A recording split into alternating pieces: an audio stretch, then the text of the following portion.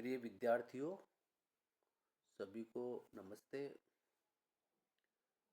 मैं के.आर. मीना, आचार्य राजनीति विज्ञान, राजकीय महाविद्यालय दौसा।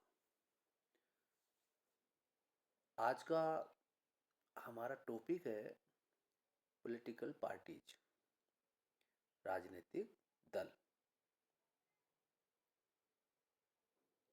आज हम राजनीतिक दलों के ऊपर चर्चा करेंगे।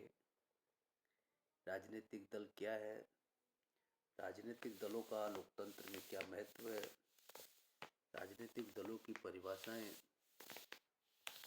और राजनीतिक दलों की क्या विशेषताएं हैं, इसके बारे में हम आज चर्चा करेंगे।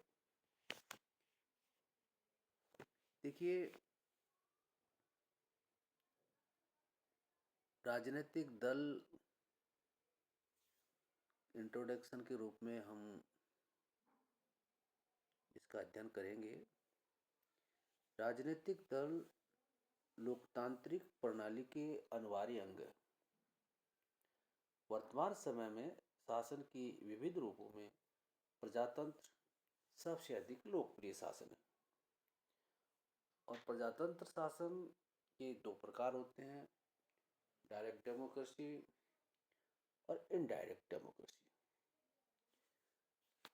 राज्यों की वृहत जनसंख्या और क्षेत्र की विशालता के कारण वर्तमान समय में विश्व के लगभग सभी राज्यों में प्रतिनिध्यात्मक प्रजातंत्रीय शासन व्यवस्था ही कोई अपनाया गया है।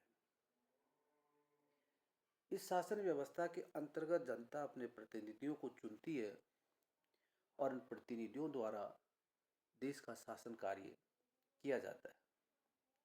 जनता द्वारा अपने प्रतिनिधियों के निर्वाचन और प्रतिनिधियों द्वारा शासन व्यवस्था के संचालन की इस संपूर्ण प्रक्रिया को पूर्ण करने के लिए राजनीतिक दलों का अस्तित्व अनिवार्य है।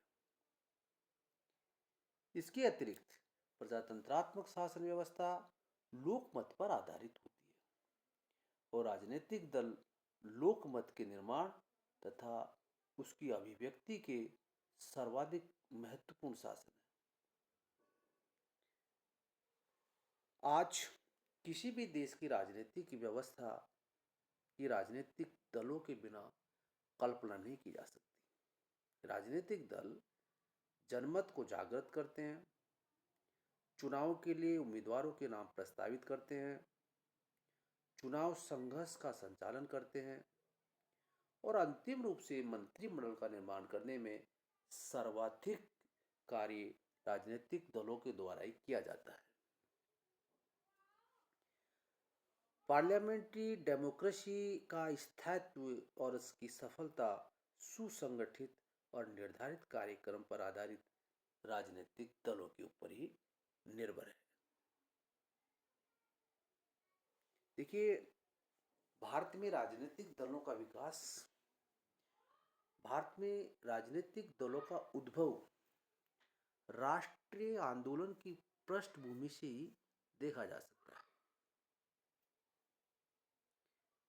भारत में दलों का निर्माण मुख्यतः विदेशी शासन का अंत करने के लिए हुआ था। भारतीय राष्ट्रीय कांग्रेस 1947 के पूर्व एक राजनीतिक दल न होकर विदेशी सत्ता के विरुद्ध एक संयुक्त मोर्चा थी, जिसमें समाजवाद, साम्यवाद, पूंजीवाद, प्रगतिशील प्रतिक्रियावाद, गांधीवाद आदि विचारधाराएं सम्मिलित थी। स्वतंत्रता प्राप्ति के बाद जब कांग्रेस ने अपने को एक राजनीतिक दल में संगठित कर लिया और इसके बहुमत वाले वर्ग ने अपने कार्यक्रम के अनुसार देश की राजनीतिक, सामाजिक तथा आर्थिक नीतियों का निर्धारण करना प्रारंभ कर दिया, तो अन्य वर्गों ने कांग्रेस से पृथक होकर अपने अपने दलों का निर्माण करना प्रारंभ कर दिया। इस प्रकार भारत में दलों का विकास पृथक पृथक से न होकर कांग्रेस से या कांग्रेस के विरोध में हुआ है। विरोधी दलों के नेता अधिकांश में वे थे जो किसी न किसी समय कांग्रेस के ही सदस्य थे। ये राजनीतिक दलों की परिभाषाएं। मानव एक विवेकशील प्राणी है। मानव की इस विवेकशीलता के कारण एक ही प्रकार की सफलताओं के संबंध में विभिन्न व्यक्तियों द्वारा भिन्न भिन्न प्रकार से विचार किया जाता है। विचारों की इस भिन्नता के साथ ही साथ अनेक व्यक्तियों के आधारभूत संबंध में विचारों की समानता भी पाई जाती है और अपनी नीति को कार्य रूप में परिणित करने के रूप में प्रयत्नशील रहते हैं। इस उद्देश्य को दृष्टि में रखकर उनके द्वारा जिन संगठनों का निर्माण किया जाता है उन्हें ही राजनीतिक दल कहा जाता है। राजनीतिक दलों की परिभाषाएं कुछ राजनीति शास्त्रियों ने राजनीतिक दलों को परिभाषित करने का प्रयास किया है कि राजनीतिक दलों की क्या क्या परिभाषाएं। देखिए, सबसे पहले हम परिभाषा लेते हैं गिल क्राइस्ट। राजनीतिक दल की परिभाषा उन नागरिकों के संगठित सामूहिक समूह के रूप में की जा सकती है जो राजनीतिक इकाई के रूप में कार्य कर सरकार पर नियंत्रण करना चाहते हो। दूसरी परिभाषा मिकाइवर ने कहा है कि राजनीतिक दल एक ऐसा समुदाय होता है जो किसी ऐसे सिद्धांत अथवा ऐसी नीति के समर्थन के लिए संगठित हुआ हो जिसे वह वैधानिक साधनों से सरकार का आधार बनना चाहते हैं। एडमंड बर्क के अनुसार राजनीतिक दल ऐसे लोगों का एक समूह होता है जो किसी ऐसे सिद्धांत के आधार पर जिस पर भी एकमत हो अपने सामूहिक प्रयत्नों द्वारा जनता के हित में काम करने के लिए एकता के सूत्र में बंधे हुए हों, उनको राजनीतिक दल कहा जाता है। इसके बाद प्रोफेसर गैटिल भी एक राजनीति शास्त्री, उन्होंने भी राजनीतिक दलों को परिभाषित करने का प्रयास किया है कि राजनीतिक दल न्यूनाधिक संगठित उन नागरिकों का समूह होता है जो राजनीतिक इकाई के रूप में कार्य करते हैं और जिनका उद्देश्य अपने मतदान बल के प्रयोग द्वारा सरकार पर नियंत्रण करना तथा अपनी सामान्य नीतियों को क्रियान्वित करना होता है। अर्थात गैटिल ने जो परिभाषा दी है उसमें न्यूनाधिक संगठित नागरिकों के समूह, राजनीतिक इकाई के रूप में कार्य, मतदान बल का प्रयोग करना, सरकार पर नियंत्रण करना और सामान्य नीतियों को क्रियान्वित करना इसकी परिभाषा के मूल आधार माने गए हैं। प्रोफेसर लिकॉक ने भी राजनीतिक दलों को परिभाषित करने का प्रयास किया है और उन्होंने कहा कि राजनीतिक दल से हमारा तात्पर्य नागरिकों के उस संगठित समूह से होता है जो एक राजनीतिक इकाई के रूप में कार्य करते हैं। राजनीतिक दल की इन परिभाषाओं से इसकी कुछ विशेषताएं हमारे समक्ष स्पष्ट हो जाती है। देखिए, इन विभिन्न विद्वानों ने राजनीतिक दलों को परिभाषित किया है। इन परिभाषाओं के बाद हमारे सामने भारत में राजनीतिक दलों की कुछ विशेषताएं हमारे सामने आती है जो इस तरीके से है। देखिए, वस्तुतः ये माना जाने लगा है कि राजनीतिक दलों की परिभाषा उस रूप में की जानी चाहिए जिस रूप में उन्हें हम यथार्थ के धरातल पर रखते हैं और यथार्थ में चूंकि राजनीतिक दलों का मुख्य कार्य सत्ता के लिए संघर्षरत संगठनों के रूप में ही की जानी चाहिए। राजनीतिक दलों की उत्पत्ति। देखिए, इस राजनीतिक दलों की उत्पत्ति का भी एक लंबा इतिहास रहा है। लॉर्ड ब्राइस एक विद्वान है, उन्होंने कहा है कि राजनीतिक दल जनतंत्र से कहीं अधिक प्राचीन है, किंतु इसका यह अर्थ कदापि नहीं है कि वे दल के किसी भांति प्रत्यक्ष रूप से शासन या सरकार के संचालन अथवा नियंत्रण से संबंधित थे। सरकार या शासन के संचालन या नियंत्रण के प्रत्यक्ष रूप से संबंधित राजनीतिक दल व्यवस्था का विकास वस्तुतः जनतंत्र तथा आधुनिक शासन प्रणाली के विकास के साथ साथ हुआ है। अर्थात राजनीतिक दलों की उत्पत्ति का जो इतिहास है वो बहुत पुराना है, बहुत प्राचीन है। 19वीं शताब्दी के एक लेखक रोहमर ने इस दृष्टि से मनुष्य को 4 वर्गों में बांटा था। स्वभाव से किशोर प्रकृतिवादी, युवक उदारवादी, अधेड़ मनुष्य स्थितिपालक और वृद्ध रूढ़िवादी और प्रतिक्रियावादी होते थे। इस तरीके से 19वीं शताब्दी में भी रोडमन ने व्यक्ति को राजनीतिक दलों की इस तरीके से सिचुएशन रही है, इस तरीके का आधार रहा है राजनीतिक दलों की उत्पत्ति का, इसमें स्पष्ट करने का प्रयास किया गया है। देखिए, salient features of the party system in India, Bharat में दलीय व्यवस्था की विशेषताएं क्या है। देखिए, इसके बारे में हम थोड़ा सा संक्षिप्त इसका अध्ययन करेंगे। बहुदलीय व्यवस्था, देखिए भारत विविधता वाला देश है। इसमें अनेक भाषा व संस्कृतियों के लोग निवास करते हैं। विविध वर्ग अपनी मौलिकता विशिष्टता के लिए राजनीतिक रूप से संगठित होते हैं और जिसके परिणाम स्वरूप देश में उनके हितों के प्रतिनिधित्व का दावा करने वाले राजनीतिक दल मौजूद होते हैं। देखिए प्रिय विद्यार्थियों, 1951 का जो पहला आम चुनाव हुआ था उसमें 14 राष्ट्रीय और 60 राज्य स्तरीय दल मौजूद थे। इसके बाद 2009 के आम चुनाव में 7 राष्ट्रीय और 48 राज्य स्तरीय दल मौजूद थे। 2014 में जो 16वां लोकसभा चुनाव हुआ था उसमें 464 राजनीतिक दलों की भागीदारी थी। इनमें 6 राष्ट्रीय स्तर के दल, 39 राज्य स्तर के और 419 गैर मान्यता प्राप्त दल थे। 1914 के 16वें लोकसभा चुनाव में अकेले भाजपा ने स्पष्ट बहुमत प्राप्त किया है तथा भाजपा नीत गठबंधन एनडीए को 337 सीटें प्राप्त हुई, जबकि कांग्रेस को 44 और यूपीए गठबंधन को 58 सीटें प्राप्त हुई। मल्टी पार्टी सिस्टम भारतीय राजनीतिक व्यवस्था की एक अहम विशेषता बन गई है। कांग्रेस के एक दलीय प्रभुत्व का अंत 1947 से केंद्र में कांग्रेस का जो एक छत्र प्रभुत्व चला रहा था वह मार्च 67 में उसको पहला झटका लगा।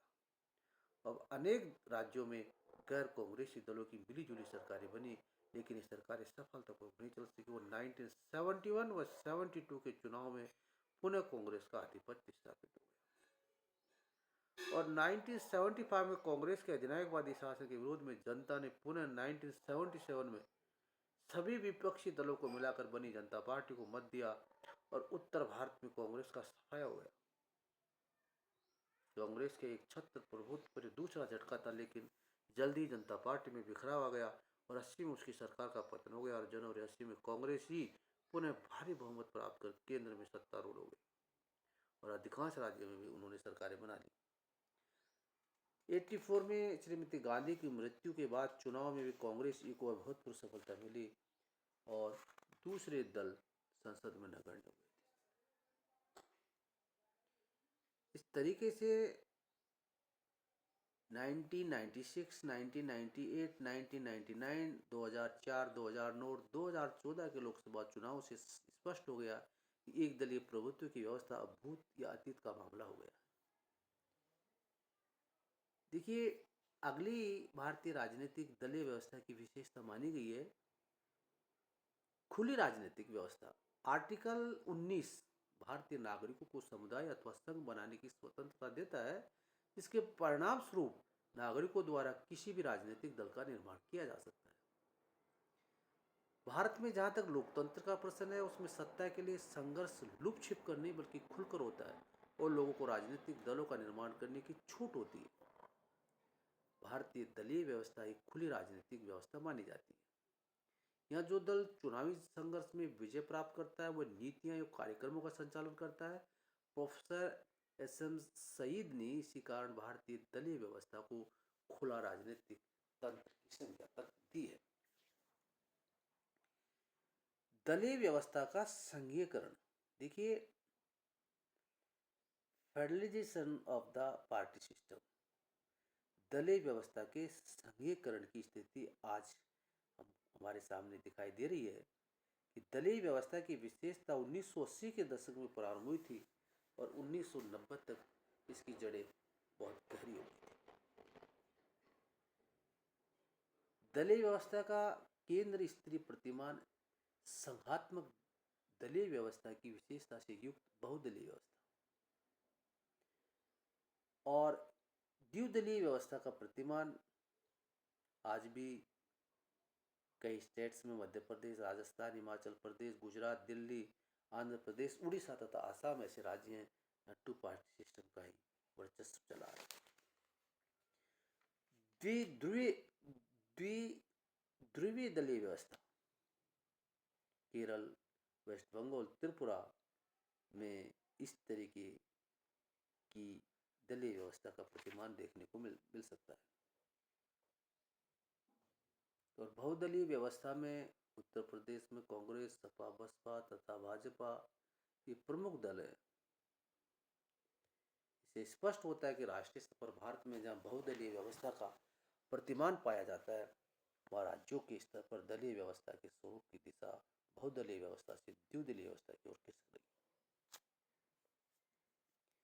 सामूहिक नेतृत्व 1977 में भारतीय जनता पार्टी के शासनकाल में केंद्र सरकार में सामूहिक नेतृत्व का जन्म हुआ था और वीपी सिंह के शासनकाल में इसका और विकास हुआ क्योंकि भाजपा और वामपंथी दलों ने इस प्रकार को बाहर से समर्थन दिया और 91 के चुनाव में कांग्रेस में भी सामूहिक नेतृत्व उभरा और अन्य दलों के सहयोग से नरसिंह राव के नेतृत्व में कांग्रेस सरकार बनी। 96, 98, 99, 2004 और 2009 के चुनाव परिणाम में किसी एक दल को स्पष्ट बहुमत नहीं मिला। देवेगौड़ा, गुजराल, वाजपेयी, मनमोहन सिंह के नेतृत्व में सरकारें बनी, उनमें अनेक राजनीतिक दल शामिल हुए थे। गुटबंदी भी भारतीय दल व्यवस्था की एक विशेषता मानी गई है कि जनता दल, कांग्रेस, भाजपा और अन्य राजनीतिक दल आंतरिक गुटबंदी के शिकार है। पद लोलुपता, षड्यंत्र, कीचड़ उछालना, चरित्रहनन आदि एक दल के सदस्य द्वारा अपने दल के सदस्य के विरोधी प्रयुक्त किए जाते रहे। इसलिए भारतीय राजनीतिक दलों में गुटबंदी भी एक प्रमुख विशेषता मानी गई। निर्दलीय सदस्यों की संख्या में कमी देखिए 1977 के आम चुनाव में निर्दलीय सदस्यों की संख्या 1971-72 के चुनाव की अपेक्षा काफी कम रही। तो निर्दलीय सदस्यों की संख्या में कमी भी भारतीय राजनीतिक दलीय व्यवस्था की एक अहम विशेषता मानी गई है। क्षेत्रीय दलों का बढ़ता महत्व भारतीय राजनीति में क्षेत्रीय दलों का जो जनाधार है, महत्व है, वह दिन प्रतिदिन बढ़ता जा रहा है। भारत में सांप्रदायिक और क्षेत्रीय दल महत्वहीन हो जाएंगे, लेकिन यह आशा पूरी नहीं हो सकी। जनता पार्टी ने स्वयं अकाली दल से गठबंधन कर उसे पंजाब में विजय बनाया। तमिलनाडु और पुडुचेरी में अन्ना द्रमुक या द्रमुक दल सत्ता में बने रहे। इनके अतिरिक्त दलित पैंथर महाराष्ट्र में, नेशनल कॉन्फ्रेंस कश्मीर में, महाराष्ट्रवादी गोमांतक पार्टी दल गोवा में, तेलुगु देशम आंध्रा में, असम गण परिषद असम में, उत्तर प्रदेश में समाजवादी पार्टी आदि अनेक क्षेत्रीय दल राजनीतिक दलों का या तो सत्ता में है या राजनीति में सक्रिय है। इसलिए क्षेत्रीय दलों का भारतीय राजनीति में एक वृहत स्तर पर बढ़ना भी भारत में दलीय व्यवस्था की एक विशेषता मानी गई है। छोटे दलों का स्वरूप दबाव समूह जैसा। देखिए भारत में कुछ राजनीतिक दल आकार और विस्तार में छोटे और सीमित तथा प्रभाव की दृष्टि से कमजोर हैं। ये दल किसी बड़े दल के साथ मिलकर और उस दल के किन्हीं गुटों से संपर्क स्थापित करके अपने उद्देश्यों की पूर्ति करवाते हैं या करवाने में सफल होते हैं और अपनी नीति को उस दल से अपनी नीति व इच्छा अनुसार कार्य करवाने के लिए प्रयत्नशील रहते हैं। तो भारत में ये दलीय व्यवस्था की कुछ विशेषताएं थी जिनके ऊपर हमने चर्चा की।